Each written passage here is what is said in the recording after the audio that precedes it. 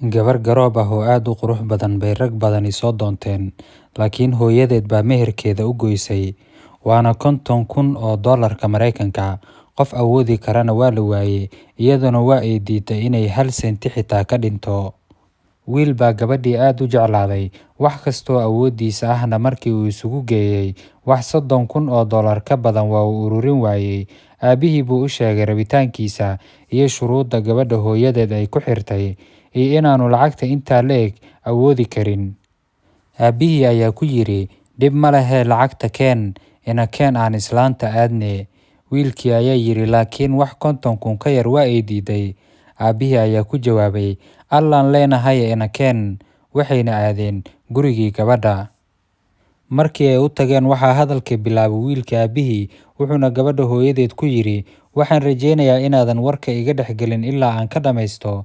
Wiilkaygu wuxuu doonayaa inuu gabadhaada guursado, waana tan $10,000 oo meherkeedii ah.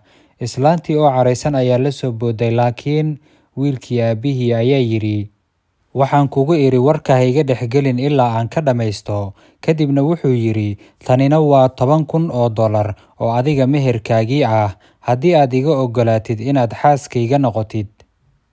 Islaantii qosol farxadeed intay dhaqdhaq ka siisay bay tiri, kheyr allaha ka dhigee, faataxada inoo mara, sheekhna inoo doona. Deriskii markii ay weydiiyeen waxa kalifay in meherkii $50,000 ahaa ay 30,000 ka dhigto, waxay tiri, sicirka jumladu waa uu ka duwan yahay sicirka tafaariiqda. Wiilkii ayaa isagana weydiiyey aabihii waxa 10,000 ee soo haray laga yeelayo. Aabihii wuxuu ku jawaabay, adiga hooyada ayaa lagu masayrtirayaa.